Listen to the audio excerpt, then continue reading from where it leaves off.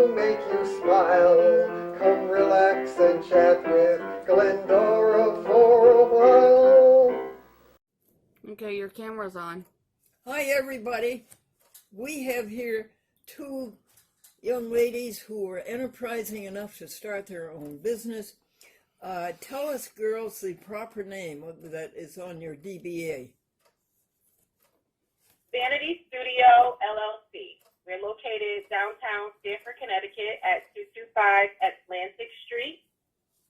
And is it a place of beauty shop, or is it also a school, isn't it? We are an entire hair empire. So in our facility, we have a full-service hair salon and a state-approved cosmetology school, as well as a barbershop. And tell us your name. My name is Shaqueen Valentine. And my name is Danelle Awney. Hello. Now, will you spell those for the folks very, very slowly? Yes, Danelle is D-A-N-E-L-L-E. Last name A-U-N-E. And the Queen will spell her, or I'll go ahead with hers. S-H-A capital Q-U-E-E-N. Last name Valentine, like the holiday. V-A-L-E-N-T-I-N-E.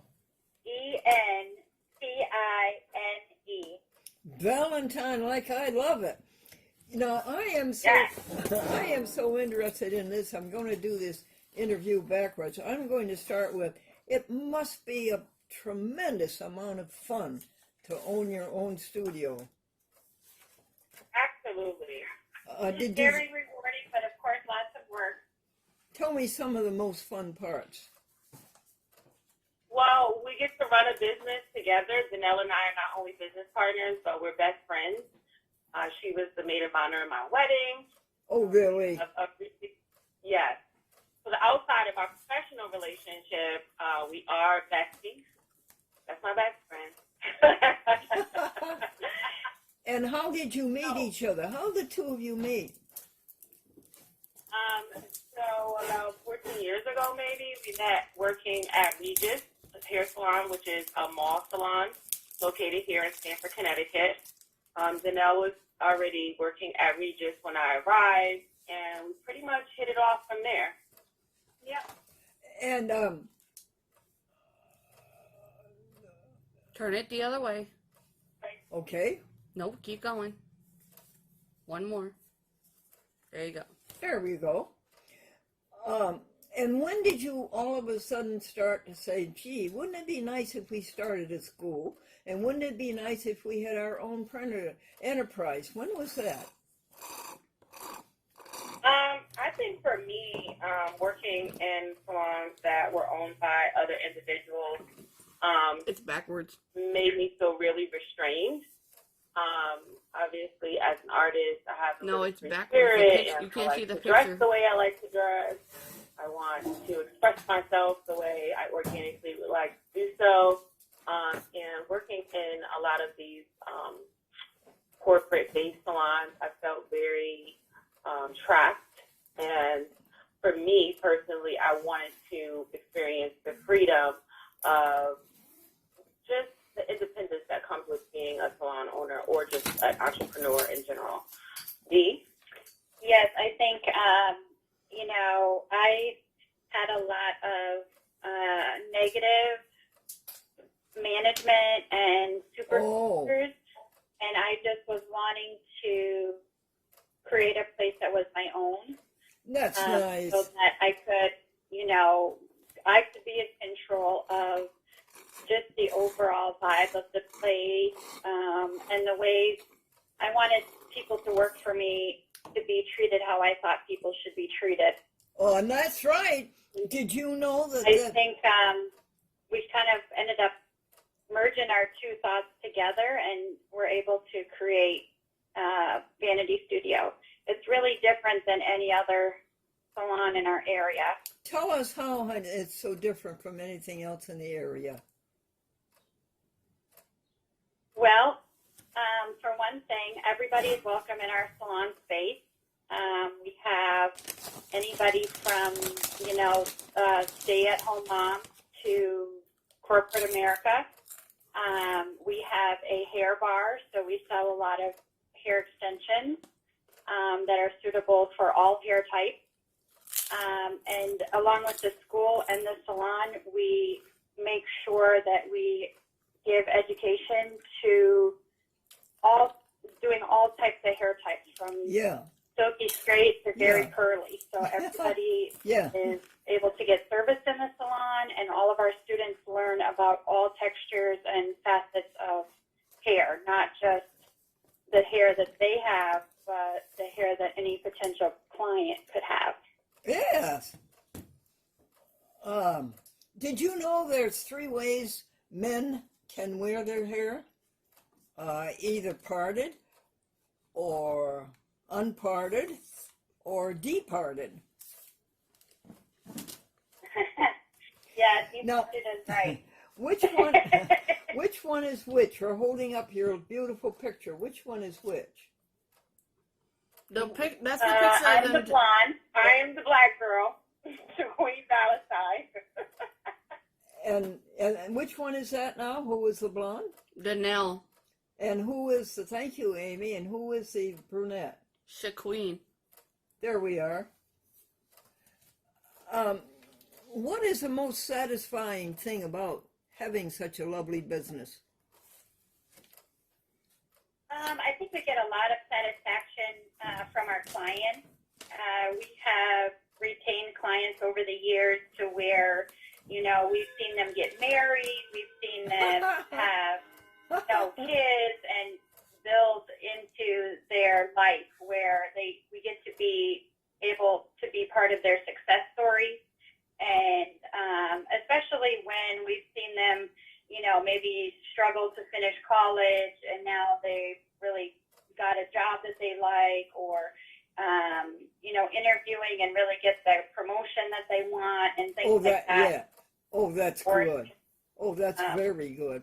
My goodness. I think for me, the most rewarding part of having a business, especially here in my hometown, is being that I was raised here in Stamford, Connecticut, and opened this business at 27 as a single mother. One, that reminds me that I can get through any tribulation that life presents in an effective way that can be effective for both my kids and my community. I do feel like our business is the center of our community. Everyone comes through those doors, the police officer, judge, the person that packs the meat at the grocery store. Being that we have the barbershop, the school, and the hair salon, it really does attract everyone. We like to call our salon Grand Central Station. Outside of the fact that, Vanity Studio is one of the first multicultural salons in this area. It is? And is it still the first one? Is it still the most amazing one? It is still the most amazing one. I think for many years, hair has been segregated by texture. I don't want to say race, but by texture. And being that Dee and I are from 2 different cultural backgrounds, we both bring something to the table, and we make everyone feel welcome. And with the barbershop, my dad actually owns the barbershop and the cosmetology school with me, which he founded back in 2009. Oh, that's great. Yeah. Yeah, so when you say we're a mom-pop salon, we're really a... and, both my parents met here in the city, so... Oh, yeah. So, it's really close to home. It really feels like an accomplishment, on a personal level as well. Yes, right. I bet your dad's pretty proud of you, isn't he? Yeah, I think he is. Yeah, right. He definitely is. Everybody that comes in, he's like, "Oh, this is my daughter." Yeah. Who owns? My daughter's working on the other side. Yeah, sometimes it can be obnoxious, but it's pretty cute. The barbers, would you like a joke about a barber? Sure. Barber said to his client, "Where are you going on your vacation?" And the young man says, "Well, I'm going to Rome." And the barber says, "You won't like Rome. The beds are hard, the food is no good, and you'll never get to see the Pope." The young man was really disheartened, but he decided to go anyway. And when he got back, the barber said, "Where'd you go on your vacation?" He said, "I went to Rome. The beds were very comfortable, the food was delicious, and I did get to see the Pope." And the barber said, "You got to see the Pope? What did the Pope say to you?" "Well, he pat me on the head 3 times, and then he said, 'Where did you get that haircut?'" Oh my goodness. So it's funny. Now, what hours are you open? So we're open 6 days a week. That is Monday to Saturday from 10 to 5. 10 to 5. We take our last clients around 5:30. And now when the people graduate from your School of Cosmetology, do they get a diploma? So they leave with the state licensing from the Connecticut department. Oh, yeah. The program is 1,500 hours. It's required by the state of Connecticut. I see. Then the students have to go up for a state board exam once they have met both those criteria and have passed our curriculum. They are officially licensed by the health department as cosmetologists. So it is a clinical licensing program. It's not a certification program. Oh, okay. Isn't that nice? Yeah. And do you teach them about pediculosis? Yeah, we do. We do a lot of infection control, diseases, anatomy, all sorts of stuff. Electricity, chemistry, cosmetology is all facets of beauty, so it's a pretty intense science-based industry. You know, when I was in high school, and I was in a very high-class high school in Springfield, Massachusetts, not far from you, and did you know that I got pediculosis in that high-class high school? Now, how did that happen? But my mother cleaned them out. She did it all herself. Now, what do you have planned for the future? Well, right now we're planning to expand our cosmetology school. We have a numerous of students enrolling, so we are currently creating more space for our students, as well as upgrading our space in some areas to accommodate our growing traffic. Yeah, because between the barbershop and the hair salon and the school, we get, quite a few people coming and going. And it's right downtown, so it's a high traffic area. Yes, yes. How far away do you draw students? Our furthest student comes from New Haven. Oh, really? Uh-huh. Yeah, well, that's quite a distance. Yeah. Luckily, we're located in the center of all of the transit, so the train station is. Yes, you are. As well as. Good Lord, Yeah, everybody. as well as the bus station. Everything. We're surrounded by transportation and churches. God loves us. He gives us. Do you ever get anything from? You get anything from nearby New York or nearby Massachusetts? Well, no, because I feel like we're the closest city outside of Greenwich to New York, and once you get past New York, then you get into other licensing. That's a New York State license, so students that live in New York City would probably go up for a New York State license and not a Connecticut. But we do have clients that travel from New York City quite often. Really? Wow. Yeah. Woo! Now, do you ever hear from any of your students who have been very successful? Yeah, so we try to keep in touch with all of our graduating students via social media, so we can kind of see with their posts how they, it's hard to not keep in touch with people nowadays, right, with social media. But yes, we follow them and we see their progress. They reach out to us for recommendations and we're always willing to write a recommendation or do any type of referrals for our students. A lot of our students that that graduated, we've actually hired as stylists or assistants in our salon space. So I think that the students enjoy staying pretty connected to us because they know that we are focused on their success, not necessarily their success with us. And also, you know, with having a school there, they know that there's always, you know, more education or advanced education classes. So we certainly invite them back whenever we're having a speaker or a presentation. Oh, that's nice. Oh, that's very nice. Yeah. That's very nice. Now, what questions would you like me to ask you?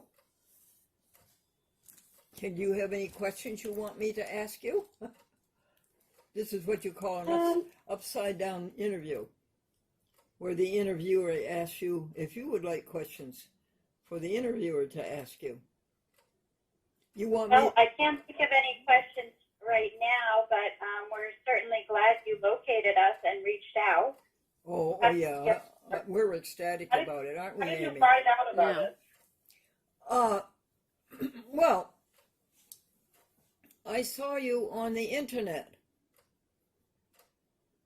And I saw, now this is a good thing for people to know about cosmetology, and if it is as great as it used to be. Have you seen the profession go up or go down or stay the same over the past 30 years? I would say for me, obviously, I feel like my career has elevated, so I would say it maintains its consistency. I feel like women take a lot of pride in their appearance. Sometimes how you look is how you feel. It could be a therapeutic experience. It could be just a getaway. It could be a rejuvenating experience. So I personally I haven't seen in my clientele base a decrease, but I will say in employment base, we do see a decrease in that as well as enrollment. Oh, you do? Yeah, you know, people are going to YouTube University is what I like to call it. People are self-teaching themselves or, you know, working out of their homes or these salon suites that have been created. So people are shying away from, not necessarily the clients, but stylists are creating sort of their own space as opposed to working in another hair salon. Yes, yes. Did you know, folks, I'm talking to my TV audience, Boston to San Diego, that the gossip alone you hear in a beauty shop is enough to curl your hair? That's a good one. Now, is it expensive to go to the school, honey? Does it cost a lot of money? Our program is $15,000 for the 1,500-hour program, and the kit is a separate fee that is for $2,000. Wow. We create very flexible programs, payment arrangements for our students. My dad and I created this school so our students have flexibility in working as well as going to school. When I was in cosmetology school, you had to either go full-time or not at all. And at the time, I had a kid and I needed to actually work to pay for school. And it made it pretty difficult for me because of all of the strict rules these cosmetology schools had. So we decided to create a program that has some flexibility and that was more affordable. We're actually the most affordable school in the state of Connecticut. Most of the schools range from $18,000 to $22,000. Yes, I was wondering about that you made an advantage. Good, I was wondering about that. Good for you. You filled a need, Yeah. right? You filled a need, definitely. Yeah, you know, it's not always about the money. A lot of times it's about the networking experience you create for others. Yes, that's You true. know. That's very true, particularly in your field. Right. Yes, and I find that to be just as rewarding as being financially rich. Yes. I love to be morally rich is going out of business, but I like to stay in contact with my morals. This is good. I think This is good. No, you're. you know, our school is we're a very intimate classroom. We max out at 6 students. but the students get, one-on-one experience with our clients as well as the owners and the deans of the school, which allows the students, I would say, more of an experienced one-on-one education. yeah, as opposed to being in a classroom with like 30 other kids getting lost. They have having to fight for the teacher's attention. Our students really get all of our attention, and they're very up close on the day-to-day of the salon activities. I bet it's nice when you see somebody new come in, all fired up with enthusiasm to go into this kind of a field. Oh, absolutely. It's always, this industry is rewarding in itself. I mean, when our clients get out of the chair, it's very visible that they feel different. So that's rewarding in itself as well. Do you ever hear from your former students, or did I ask you that? Do you ever hear from them? Well, you asked, do we stay connected? Yeah, we do actually. Some of the students work in other salons in the downtown area. So if they're walking by, they pop in. Some of the students still bring their sons or husbands to the barbershop. Oh, that's good. And you see the next generation, huh? Yeah, that's Actually, very... That's why I said that we are the center for our community. Yeah. Everybody has to come through those doors at some point. Yes, right. You are going to be on the cable TV system, and it covers a big area. Do you girls realize that it goes not only Greenwich and Stamford and Norwalk, but it goes all the way over to Westport and Weston and Wilton and did I mention Darien? And it goes as far... That is amazing. Yes, and it goes as far north as New Canaan. And it's very, very densely populated, that area of Connecticut. I don't mean to say... So are you going to send us like a link to watch the final? Yes. Oh, okay. Yeah, within the hour. Our Crackerjack, our Crackerjack editor over here is Amy, and she's going to upload it to YouTube just right after you say goodbye. And at that point, she is going to send a link to Facebook and Twitter. And then our editor from Troy, New York, gets on it tomorrow, and she sends it to 72 TV stations from Boston to San Diego. Oh, wow. Is that why you have your fabulous orange shirt on? Yes. And it will be like Manhattan and Bronx and Brooklyn and Queens and Staten and Atlanta and Philadelphia and Chicago and Portland, Oregon, San Francisco, San Jose, San Antonio. Isn't that wonderful? And that will be over the next month or two. The TV stations go much more slowly than the internet, of course. Right. Well, we were sure happy to have you carve out some time for us. Oh, what did you say, dear? We were happy for you to carve out some time for us. Oh, no, it's our advantage, dear.